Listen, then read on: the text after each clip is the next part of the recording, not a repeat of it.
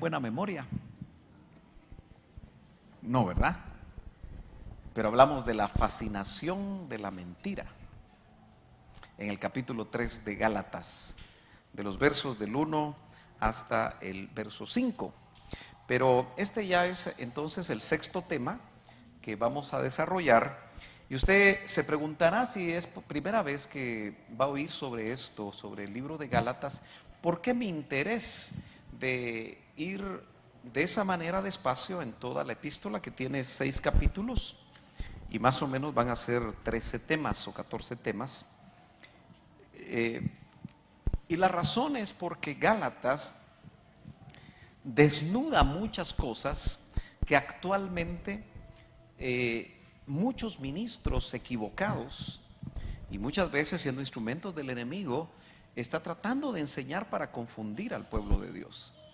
Yo creo que nosotros deberíamos de conocer ampliamente la doctrina de todo el libro de Romanos. Es el compendio de las doctrinas bíblicas del Nuevo Testamento que el Señor nos quiere revelar a nosotros, precisamente para estar firmes, porque usted sabe que la batalla final es una batalla doctrinal, es una batalla entre luz y luz, y no va a ser tan fácil el poder discernir entre luz y luz si nosotros no conocemos la bendita palabra del Señor. Claro, todo el Nuevo Testamento son 27 libros y todo el Antiguo Testamento son 39 libros, suman 66 libros. Ambos testamentos deberían de ser conocidos por nosotros, pero si vamos al Nuevo Pacto, es importante que lea los 16 capítulos de Romanos, pero también conozca la epístola escrita a los de Galacia, los Gálatas, y también lea Hebreos, el libro de Hebreos. O sea, si a usted le cuesta saber qué empezar a leer, pues lea eso. Bueno, vamos a entrar entonces al tema, el pacto de Abraham. Tal vez en sus Biblias, en el verso 6, como en la mía, precisamente dice el pacto de Dios con Abraham.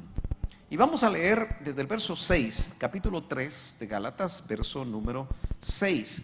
Yo voy a tratar de terminar un poquito antes para que usted no se vaya corriendo y así nos ayude, por favor, en lo que platicamos de las sillas y las mesas. Así que voy a poner mi cronómetro aquí y vamos a ver si podemos predicar unos 45 minutos o antes, ¿verdad? Así usted se va rapidito hoy. Bueno, dice, así Abraham creyó a Dios. Nota que el cristianismo es un asunto de fe. ¿Ya lo ha notado? Es un asunto de fe. Y llama la atención que Abraham, nota usted que primero en Génesis se le llama Abram y luego le añaden una H y su nombre se transforma en Abraham, padre de multitudes. Significa ese nombre. Abraham no se le tiene que olvidar a usted que fue un gentil. Ciertamente es el padre de la nación judía, y más que de la nación judía diríamos que es el padre de los hebreos, porque acuérdese que se les llama judíos a los descendientes de solo una tribu, la tribu de Judá, porque se perdieron 10 tribus. Imagínense hasta dónde llegó el juicio de Dios, que se perdieron entre las naciones 10 tribus. Pero lo interesante es que si usted no pierde de vista que Abraham fue un gentil que vivía en un pueblo importante llamado Ur de los caldeos. No es Ur de los judíos porque no habían judíos. No es Ur de los hebreos porque no había hebreos. No es Ur de los guatemaltecos o de los chapines porque nosotros tampoco estábamos por ahí. Ya nuestros ancestros mayas sí estaban. Y tal vez usted dirá, hermano, usted tendrá ancestro maya. No, todos aquí tenemos ancestros mayas. Pero gracias a Dios, como diría Jaimito, esa área ya la entregamos. Amén. ¿Ya entregó usted esa área? Él así dice acerca de su ciudadanía salvadoreña, ¿verdad? Pero creo que lo dice en tono de broma. Ahora, lo interesante es que dice, y así Abraham. Solo lo voy a agregar, no porque le quiera agregar nada a la Biblia, pero le voy a agregar Abraham para que nos entendamos, el gentil. ¿Por qué es importante que nosotros notemos esto? Porque en realidad el pacto de Dios con Abraham lo ratifica siendo un gentil. Como que Dios, al hacer eso, ya está viendo a la distancia, porque ¿cuántos saben que en Él no hay tiempo ni espacio? Él vive en un presente continuo. Yo no sé si entendemos ese concepto, pero el presente continuo es que para Dios, en el presente, a ver si usted lo entiende, en el presente está el pasado, en el presente está el presente, eso está fácil, y en el presente está el futuro. En otras palabras, presente, pasado y futuro se le abren a Dios, porque Él es Dios. Él puede estar viéndolo a usted nacer y en el mismo momento puede estarlo viendo morir. Es un poquito complicado ver eso, pero así es Dios. Eso significa que toda nuestra vida está en sus manos, desde que nacemos hasta que morimos. Por eso lo importante de estar en Cristo y de perseverar en Cristo es que la muerte en Cristo es honrosa. Y en la medida que nosotros nos consagremos, hermanos amados, vamos a perder el temor a morir. Porque al fin y al cabo va a ser solamente un paso para salir de esta dimensión y entrar a la que realmente esperamos. No todos dicen amén porque todavía no se quieren ir, pero no se va a ir en la víspera, diría el dicho popular, ¿verdad? Pero basado en la Biblia, nadie se va antes de tiempo porque Dios tiene establecido el día. Está establecido que los hombres mueran una vez y después el juicio. Para los cristianos, el juicio del gran trono blanco. No, ¿verdad? A usted lo quiero probar con doctrina, a ver si dice amén. No, es el tribunal de Cristo. Los que no conocen al Señor, ellos sí van al tribunal del gran trono blanco. ¿Estamos bien? ¿Dice amén? Gloria a Dios. Entonces, así Abraham, el gentil, creyó a Dios. Es importante que lo que va a empezar a desarrollarse aquí en estos versos tienen que ver con ser justificado por la ley o por la gracia. Bueno, lo voy a dejar así en el ambiente como para poder empezar a desarrollar. Dice, y así Abraham creyó a Dios y le fue contado por justicia. Si uno recuerda los pasajes de la vida de Abraham, ahí en Ur de los Caldeos seguramente él tenía una religión pagana. ¿Está de acuerdo conmigo? Ur de los Caldeos estaba ahí en lo que llaman la media luna fértil entre el Éufrates y el Tigris. Eso se lo enseñan a uno en sexto grado. ¿Se acuerda usted de lo que le enseñaron en sexto grado? Realmente es el área de Babilonia. Entonces, la Babilonia ancestral, la Babilonia histórica, que digamos se grafica en la Babilonia de la que nos habla el libro de Génesis, de la que es fundada por Nimrod, lo que tiene son dioses como las demás culturas antiguas. Son politeístas. Y lo que vemos es que el Señor se le aparece a Abraham. Y él, de alguna manera, esa experiencia le dio la disyuntiva de creer en el que se le apareció como el único. Porque ¿cuántos saben que Dios es uno? Más adelante le dicen precisamente ya en el libro de Éxodo, ya cuando hay un pueblo. Y es que los hebreos lo que significa es los del otro lado del río. Cuando Dios a través de Abraham establece un pueblo, lo que va a hacer con ese pueblo es mostrar cómo Él desea salvar a toda la humanidad. Y por eso el pacto de Abraham es bien importante, porque se lo hace a un gentil. En cierta manera, como que en embrión ese pacto a la distancia lo estuviera haciendo con nosotros los gentiles. Porque la Biblia separa realmente la humanidad en dos partes: judíos y gentiles. Y aunque a usted le hayan dicho que es judío, porque hoy hay muchas corrientes, ¿verdad?, que dicen que los latinoamericanos tenemos un montón de apellidos que vienen de los judíos. Y tal vez de repente a usted ya le dijeron algo así, ¿verdad? Que no me lo vayan a confundir, por favor. Pero en realidad somos gentiles. Y como Dios empieza a desarrollar con este pueblo no solamente pactos, sino que promesas, les envía profetas. Y todo el Antiguo Testamento uno puede ver que Dios está tratando de una buena manera con Israel, aunque Israel no quiere nada en algunas ocasiones. Entonces, lo que aquí dice es que Abraham creyó a Dios, tuvo una revelación. ¿Cuántos aquí ya creyeron en Dios? ¿Pero por qué creyó en Dios? ¿Ah?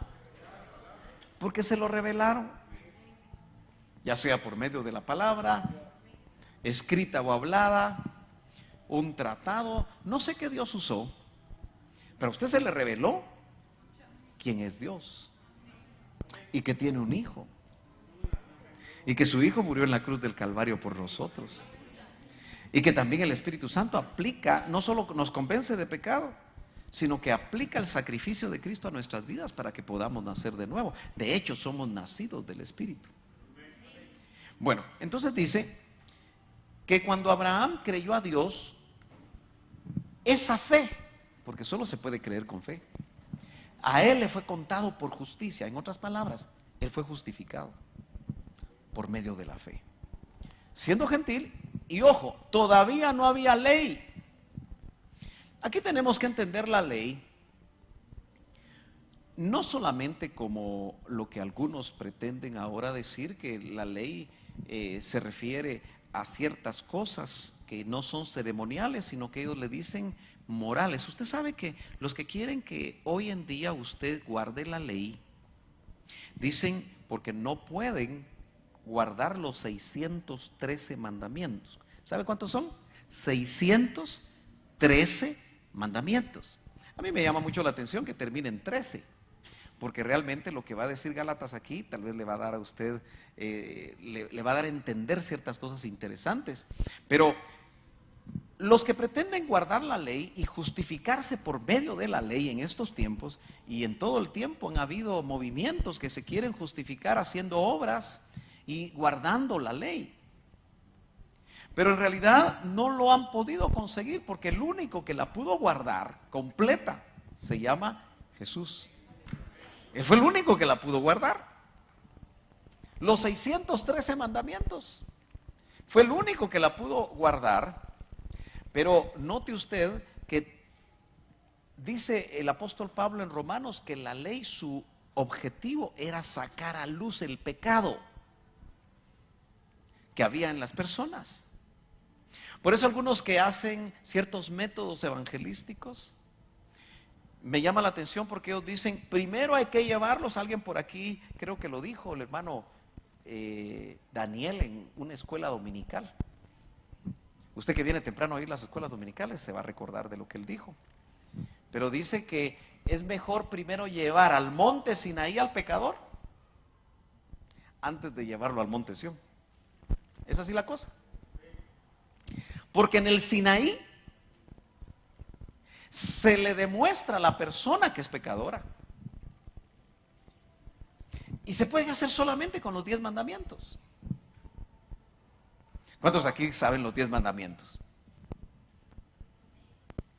Hay un amén por ahí.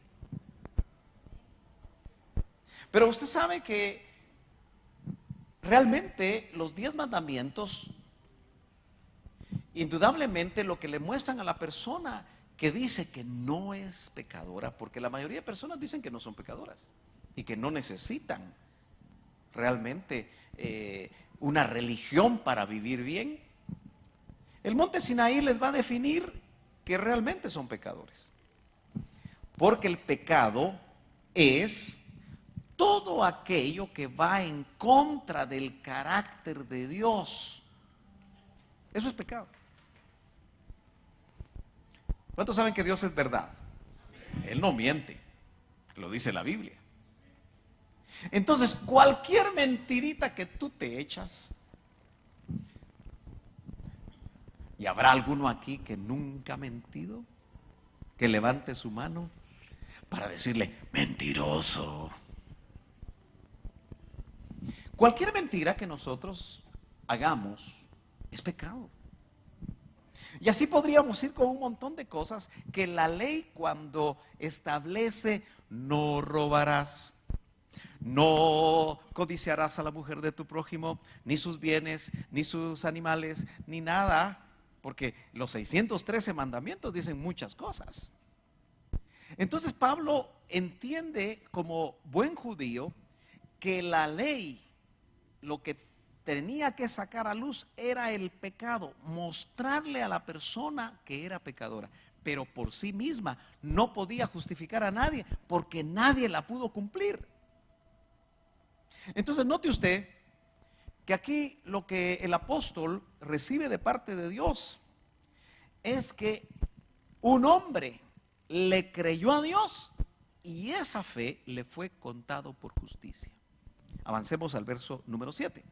Dice, sabed por tanto que los que son de fe, ¿quiénes aquí en esta noche somos de fe? Yo me apunto, yo soy de fe. Son, dice, los que son de fe, estos son hijos de Abraham. Bueno, ¿cómo quedamos? ¿Qué significa eso de ser hijos de Abraham? ¿Será que somos judíos? ¿Ah? No. Más que, si usted quiere, judíos espirituales. Israelitas espirituales. Pero si nosotros tenemos fe como Abraham tuvo fe, dice que somos hijos de Abraham. Es interesante, ¿no? Porque entonces nos vincula al pacto. ¿Cuántos saben que lo que un padre tiene lo puede heredar un hijo? Entonces el pacto de Abraham y lo que significa el pacto de Abraham, nosotros como somos hijos por la fe, al igual que él, podemos heredar, podemos disfrutar de ese pacto. Tratemos de ver de qué se trata. Y el verso 8 dice, y la escritura, previendo que Dios había de justificar por la fe a los gentiles, es decir, a nosotros. Dios indudablemente está en el negocio de la salvación. Y quiere y ha querido salvar a todos los hombres desde que se puso Adán en el huerto.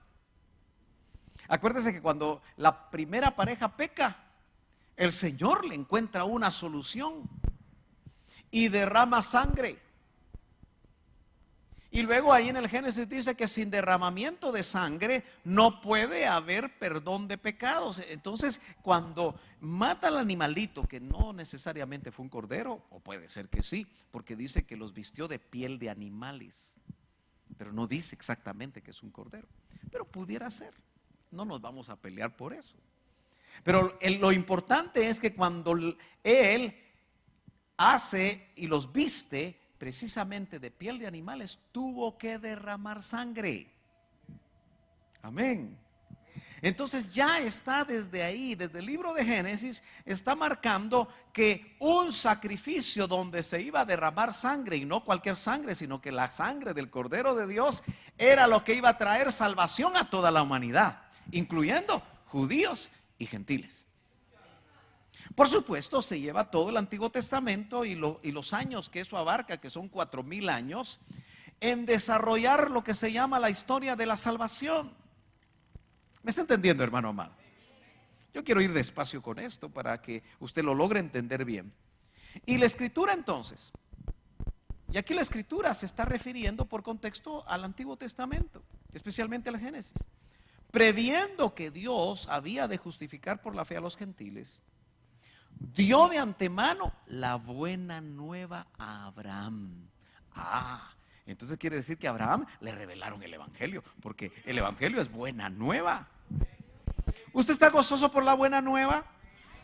¿Está gozoso por las buenas noticias? Si usted lee la Biblia todos los días tempranito, usted va a tener las mejores noticias. Pero si lo que hace en lugar de leer la Biblia es encender la televisión para poder ver las noticias, que el smiling está matando gente todavía, que no sé qué y que no sé cuándo, en lugar de tener buenas noticias va a tener malas noticias. Si usted se acuesta, hermano, leyendo un poquito la palabra, meditando en ella y después orando, seguramente se va a dormir bien y va hasta roncar, ¿verdad? Y va a tener un sueño profundo porque buenas noticias llegaron a su vida. Amén. Diciendo, ¿cuáles eran las buenas noticias para Abraham? En ti serán benditas todas las naciones. Como él era un gentil, y en Génesis capítulo 15 hace un pacto extraño. No vamos a poder entrar a ver esos detalles, pero yo lo animo a que lo lea en casa. Es un pacto extraño, donde se parten animales por la mitad y entra una gran oscuridad. Pero eso se llama el pacto que Dios hizo con Abraham. Pero lo hizo precisamente siendo un gentil, insisto en eso, para que aquellos que tuviéramos esa fe en Dios, en el Dios en el que él creyó, que es el mismo en el que nosotros creemos y que se nos fue revelado, nosotros también pudiéramos gozar de ese pacto. De hecho, basado en ese pacto, nosotros tenemos el mejor pacto. Porque usted sabe que usted y yo somos un pueblo con el mejor pacto. Cada Santa Cena, usted y yo levantamos la copa del nuevo pacto. Y cuando dice nuevo es porque hubo uno viejo que se dejó obsoleto. Así que nosotros somos de nuevo pacto. Pero si leemos Hebreos, ese nuevo pacto en realidad es el mejor pacto. Aleluya. Entonces dice, en ti serán benditas todas las naciones. De modo, verso 9, que los que son de fe, qué importante es ser de fe. Pero para ser de fe no solamente que nosotros creamos o pretendamos creer ciertas cosas que la palabra de Dios dice, sino que acuérdese que un poquito más adelante en el verso 11, solo me adelanto a la frase final del verso 11, que seguramente dice lo mismo en su Biblia, dice, el justo, es decir, el que ha sido justificado, por la fe vivirá. Entonces, esto no es un asunto solamente de tener un credo religioso que pretenda ser lo que creemos, sino que es un modo de vida. Nosotros los que somos de fe, y tenemos que tener fe cuando estamos enfermos. ¿Se ha dado cuenta que cuando estamos enfermos, especialmente si los doctores de una vez nos hacen el santo y seña y nos dicen, bueno, ya no hay solución para usted, porque los doctores son buenos para hablar, ¿verdad? Hoy no vino un doctor, el único que tenemos aquí, pero me imagino que él es diferente, porque los profesionales cristianos tenemos que ser diferentes. Pero los médicos son muy fáciles para decirle a uno, bueno, mire, ya no hay solución. Y si más o menos tienen un poco de fe, le dicen, bueno, si usted es religioso, encomiéndese a Dios, ¿verdad? Pero lo están diciendo de una manera que ya uno ya está viendo el ataúd y está viendo el hoyo, ¿verdad? Pero es difícil cuando a uno le dan esos diagnósticos, si hablamos de enfermedades, tener fe. Pero insistimos, dice mi justo, porque hay 3 veces que aparece el justo por la fe vivirá, pero hay una sola vez que aparece mi justo. ¿Alguna vez enseñé sobre eso? Porque el justo puede hablar de muchos, pero cuando ya dice mi justo, eso es algo más cercano, más familiar. Vivirá por la fe. No hay dinero, cuesta tener fe. Es fácil tener fe con una cuenta gorda en el banco, ¿no es cierto? Se puede tener fe con los carros que se necesitan, la comida que se necesita, la ropa que se necesita, pero cuando no hay nada, ahí cuesta tener fe. Pero la Biblia dice que nosotros los de fe, yo quisiera que usted hoy se fuera con la idea, hermano amado, que usted es un hombre y una mujer, un joven de fe.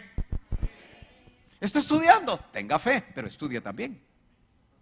No vaya a decir usted, bueno, por la fe me van a bajar todos los conocimientos, pero si no estudiaste, papadito, no te va a ir bien. Vas a sacar un enorme cero, ¿verdad? Pero si tú estudias y tienes fe en cualquier cosa que tú hagas, porque eres de fe, tú vas a darte cuenta que Dios te va a respaldar esa fe.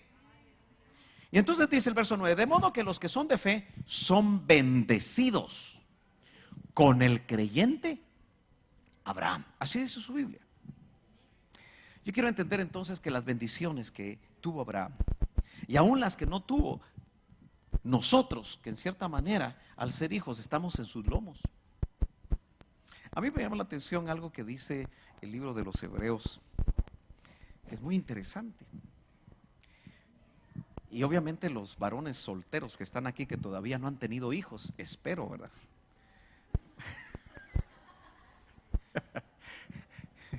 Porque algunos se casan, pero ya fueron traviesos, ¿verdad? Bueno, eso no es travesura, eso es pecado. Amén. Pero dice que Leví, que era el bisnieto de Abraham. Vamos a ver si es cierto. Abraham tuvo a Isaac, hijo, ¿verdad? Isaac tuvo a Jacobo, abuelo, o nieto sería, ¿verdad? Hijo, nieto. Isaac, hijo. Jacob, nieto de Abraham. Y Leví, que fue hijo de Jacob. Estamos bien, ¿verdad? 4 generaciones. Pero dice que cuando Abraham le dio diezmos,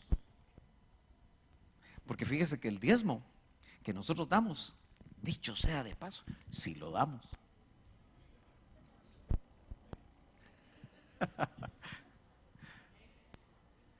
Ese diezmo no es el diezmo de la ley. No se va a confundir. Usted no está diezmando el diezmo de la ley, porque si usted tuviera que diezmar el diezmo de la ley y no lo da, le va a caer la viga. ¿Me está entendiendo? Porque en el diezmo legal, el que no hacía las cosas, se le ponía complicada la cosa. ¿Cierto o no? Nosotros diezmamos el diezmo de Abraham, el que le dio a Melquisedec. 3 cosas se las repito yo continuamente para que usted las oiga, las medite y usted decide si las pone en práctica, porque al fin y al cabo es usted el que va a tener buenas o malas consecuencias. Porque de todas maneras, cuando uno no obedece, hay problemas. Pero el diezmo de Abraham es voluntario, el de la ley no, es obligatorio. ¿Dice amén? ¿Está de acuerdo conmigo en eso? El diezmo de Abraham es revelado.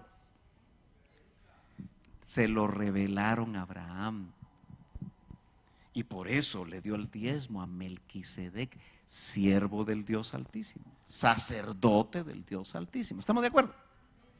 Y la tercera es un reconocimiento de autoridad.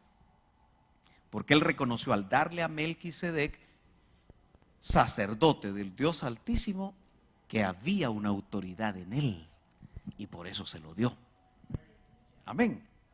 Entonces, note usted que indudablemente cuando Abraham dio diezmos, dice Hebreos, Leví que estaba en sus lomos. A ver, los solteros, tóquense los lomos. Tóquense los lomos los solteros que no han tenido hijos. Espero. Los lomos. ¿Sabe usted que los lomos hablan de la fuerza para procrear? Entonces dice que Abraham, cuando dio los diezmos, en los lomos Leví pagó diezmos. Mire qué interesante eso. No me haga mala cara. Lea la Biblia. Cuando Abraham, 4 generaciones atrás, dio diezmos, dice que Leví, que no había nacido, que lo tenía en los lomos, dio diezmos.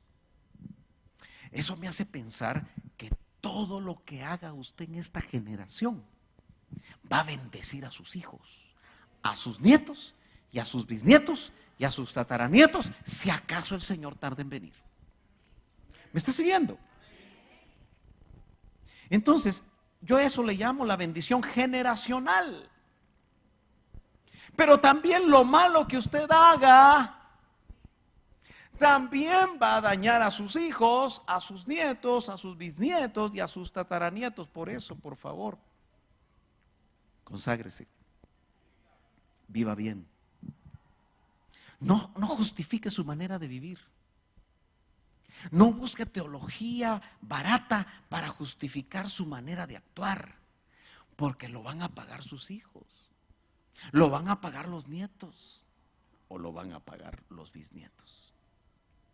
Entonces aquí dice, de modo que los que son de fe son bendecidos con el creyente Abraham. ¿Lo lee usted? Entonces, hermano amado, si yo soy de fe, soy bendecido en el creyente Abraham. ¿Por qué es lo que activa esas bendiciones? La fe. Seamos sinceros y honestos. A veces venimos muy cargados a la iglesia, ¿verdad? A la congregación, al templo. ¿Sí? Por diferentes razones. Pero esa carga se quita si aplicamos la fe. Y si creemos a la palabra del Señor. Dígame usted, ¿Abraham fue próspero? No solo en lo material, porque casi siempre nos enfocamos en que él fue próspero en lo material, pero él fue próspero en bendiciones. ¿Sabe cómo le llamó Dios a él? Su amigo. ¿Quiere usted ser amigo de Dios? Use la fe.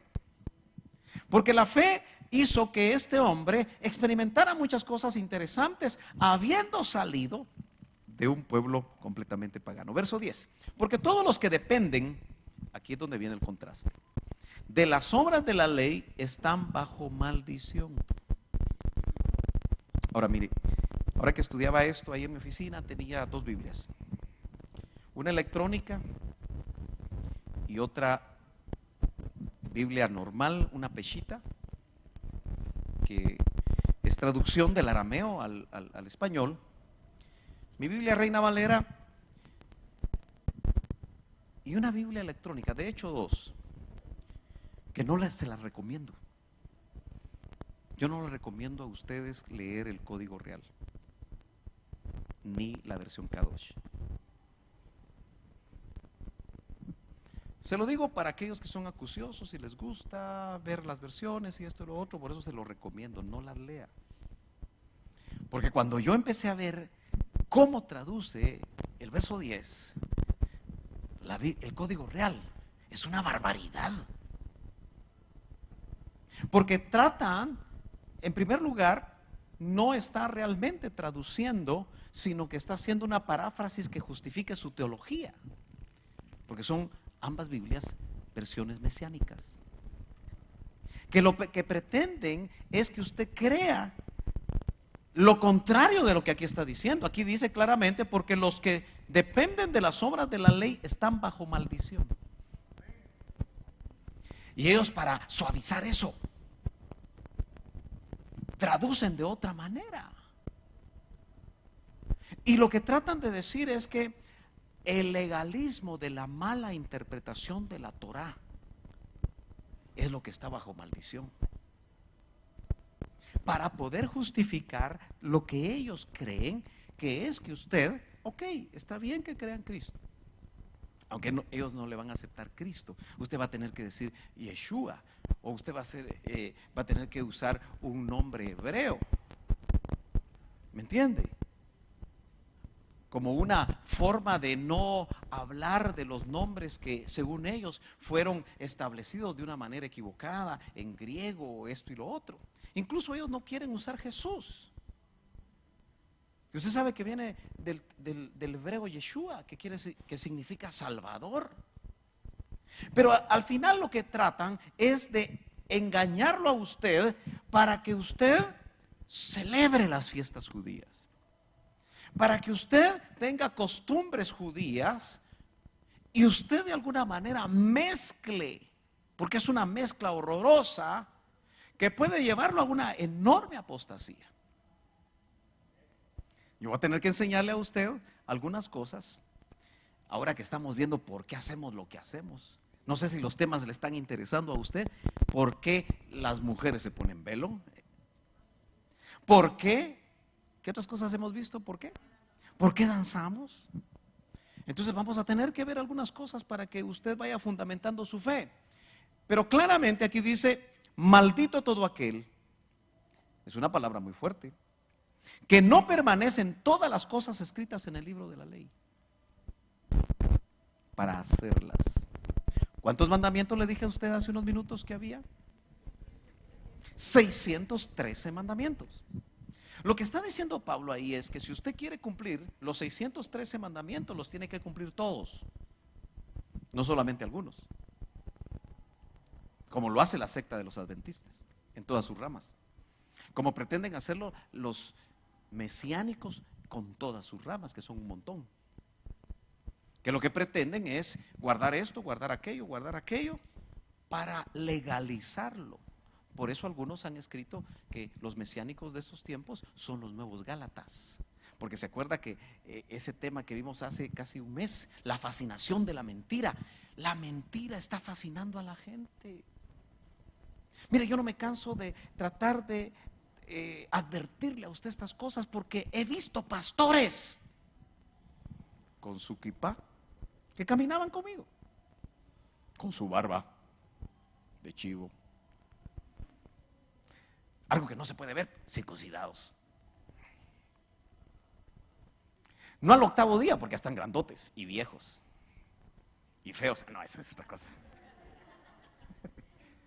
Pero hermano, siendo ministros de Dios, ministros que oyeron doctrina sana, enarbolando el código real, la única Biblia que debes de leer, no la lea, a menos que usted esté bien fundamentado. Pero yo prefiero que mejor se abstenga. Hoy que hay tantas versiones, hay que tener cuidado. El código real elimina, bautizándolos en el nombre del Padre, del Hijo y del Espíritu Santo, eliminó el verso. Porque tienen una tendencia los mesiánicos a trasladar el único concepto de Jehová. Y hacen, como les digo, una mezcla demasiado complicada y difícil, hermano. Pero mezcla que no es de Dios. Por eso Dios abomina las mezclas. No puedes juntar ley y gracia ya. Cristo cumplió la ley y murió en la cruz del Calvario para darnos salvación por gracia. Lo dice el apóstol Pablo. Aleluya. Gloria al Señor. No sé por qué a mí el tiempo se me va tan rápido y no avanzó mucho, pero según mi cronómetro llevo 36, así que me faltan 9 minutos. Amén. Gloria a Dios. Entonces con esos 9 minutos vamos a tratar de avanzar un poquito más. Dice, y que por la ley ninguno se justifica para con Dios. Nunca acepte usted que se puede justificar, porque eso ya es un cuento viejo. ¿Se acuerda usted cuando en Hechos 15, en el concilio famoso de Jerusalén, el primer concilio que se hace en la iglesia, los judaizantes andaban detrás? Mire, Pablo establecía lo que podríamos decir en estos tiempos un discipulado, aunque le llamaba iglesia en el sentido que era la iglesia que estaba en tal lugar, pero no eran muy numerosas esas iglesias. Y él se quedaba en algunos lugares un mes, en otros 2, en otros 3. Es interesante ponerse a pensar que el apóstol Pablo predicaba la palabra, eso sí, continuamente, todos los días, todos los días, todos los días, todos los días. La gente se convertía y los dejaba ahí y se iba. ¿Quién hacía que esa gente madurara? Pongámonos a pensar. En 3 meses era muy difícil dejar un pastor. Aunque seguramente dejaba a alguien a cargo. Pero es que en realidad la iglesia en sí misma se fortalece. Porque es una operación del Señor. Indudablemente maduraban y luego manda a un Tito que le dice: mira, Tito, por favor, me vas a poner ancianos ahí en las iglesias de Creta. ¿Ha leído usted eso? En Tito capítulo 1. Y pon en orden lo que queda. O sea que conforme las iglesias se iban desarrollando, el apóstol iba estableciendo también algún tipo de estructura. Pero en realidad a veces no se quedaba mucho tiempo. Y ya se ha dado cuenta usted que nosotros cometemos el error que cuando el pastor no está, no venimos. Y eso hace a la iglesia local pastor dependiente. Y usted no debe ser pastor dependiente. Usted debe ser Cristo dependiente. Amén. Gloria a Dios. Bueno, dele fuerte el aplauso al Señor. Aleluya. Ninguno se justifica para con Dios. Eso si así dice su Biblia, así lo debería subrayar. Ahora, si tiene una Kadosh, va a decir otra cosa. Es evidente porque la razón por la que nadie se justifica por la ley es porque el justo por la fe vivirá. ¿Por la fe fue salvo? ¿Por la fe se bautiza? ¿Por la fe es bautizado con el Espíritu Santo? ¿Por la fe se consagra? ¿Por la fe se santifica? Por la fe el Señor le va a dar un cuerpo de exaltación y por la fe va a ser glorificado. Los 7 rociamientos de este lado del velo. Y la ley no es de fe, sino que dice: el que hiciera estas cosas vivirá por ellas. En otras palabras, el que escoge la ley escoge un mal camino, porque no va a poder cumplir los requisitos de la ley nunca. Dice: Cristo nos redimió de la maldición de la ley. La ley realmente iba a traer maldición para todo aquel que no la cumpliera, y nadie la cumplió excepto el Señor. Hecho por nosotros maldición, dice. Porque está escrito precisamente en la ley: maldito todo aquel que es colgado en un madero. Hermano amado, no me queda mucho tiempo, pero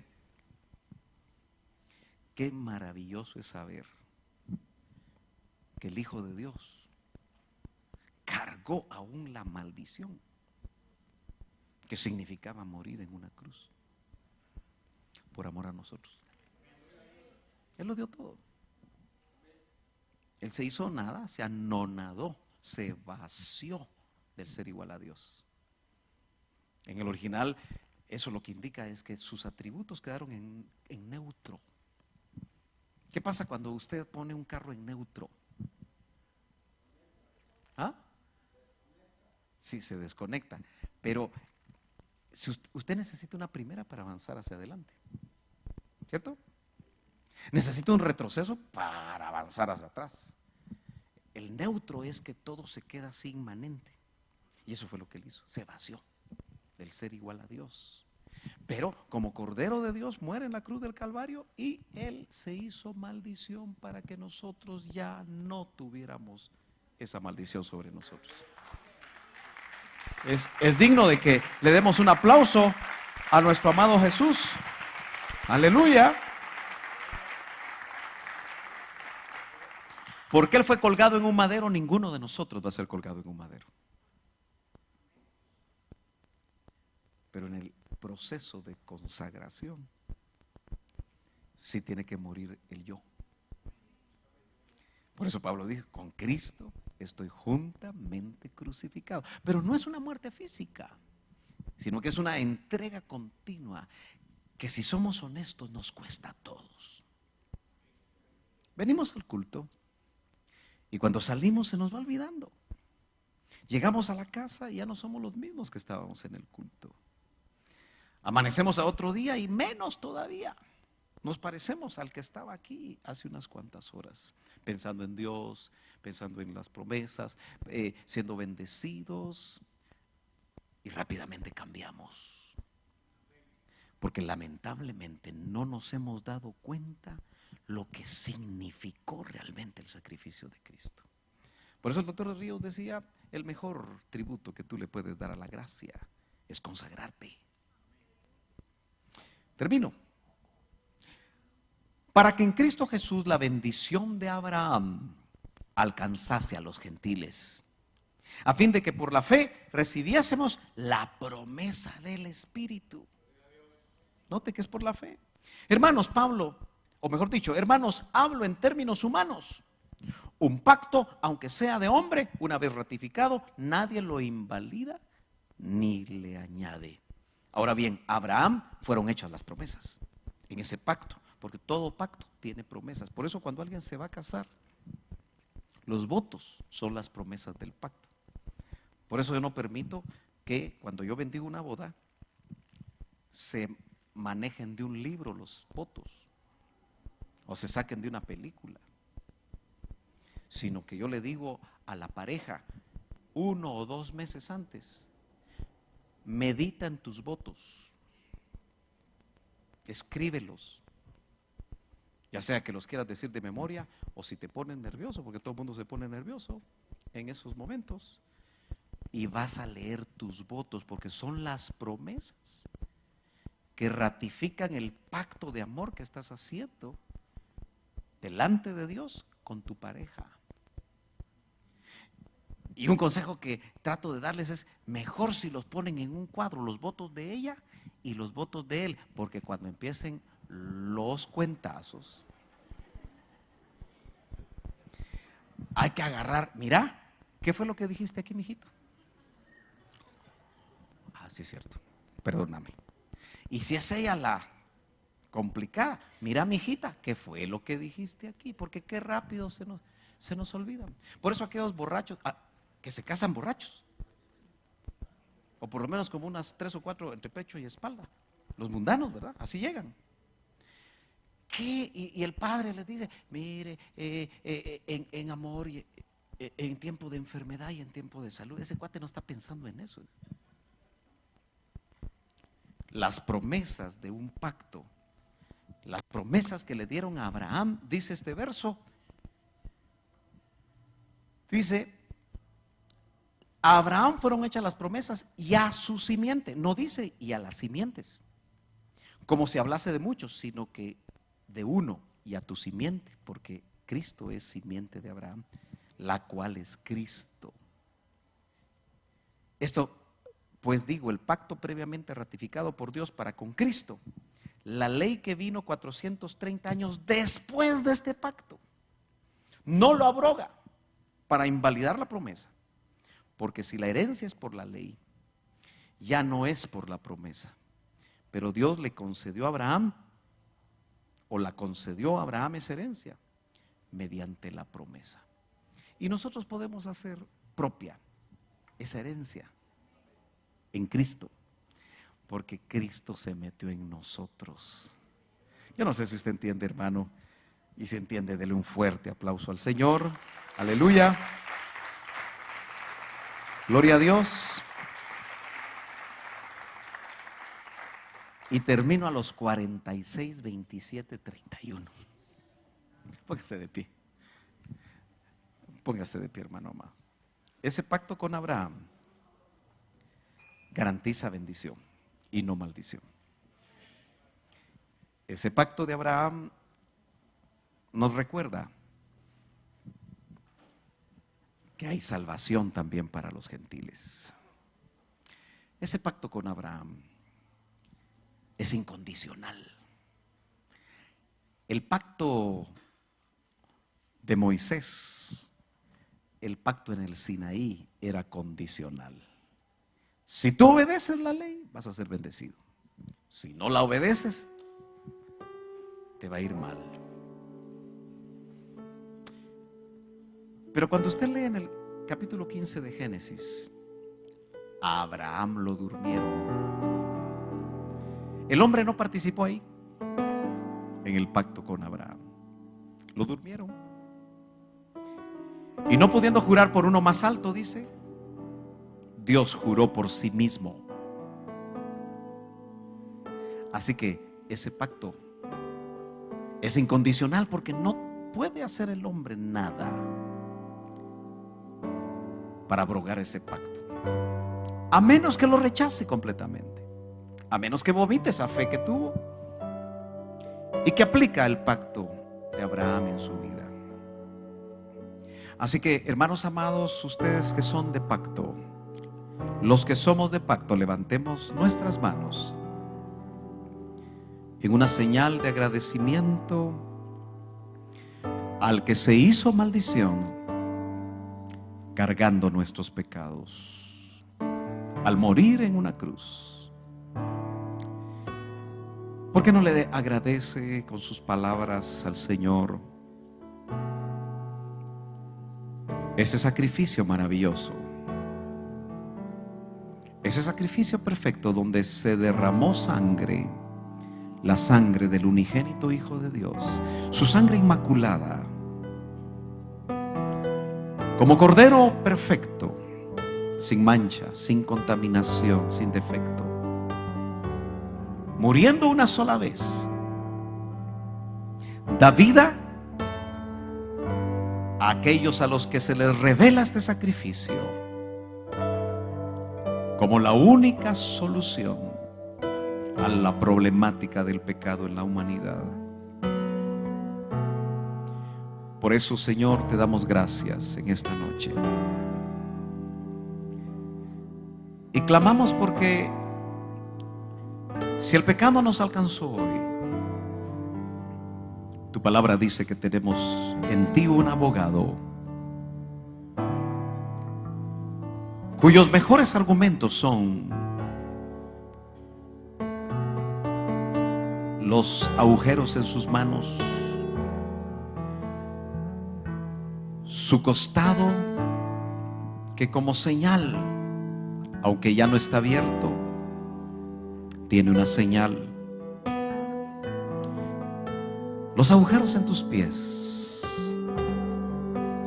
son el mejor argumento ante el juez y en contra del fiscal que nos acusa.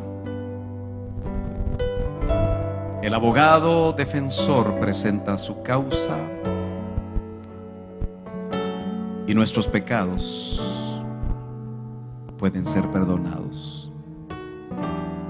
Gracias, Señor, por tus buenas noticias. Ayúdanos a compartirlas con otros, y que en los tiempos de dificultad, de tristeza, de desánimo, de confusión, recordemos que lo más grande que tú pudiste hacer por nosotros ya fue hecho. Y por eso tu palabra dice que si Cristo nos fue hecho justificación, nos será hecho consagración, nos será hecho glorificación. En otras palabras, lo que tú hiciste en la cruz del Calvario garantiza no solo nuestra justificación, sino nuestro regreso glorificados a la casa del Padre. Bendice este pueblo, Señor, bendice cada familia. Que esta palabra, Señor, sea establecida y enseñada por el Espíritu, en la meditación que de ella haga cada quien. En el nombre de Jesús te lo suplicamos. Amén y amén. Gloria.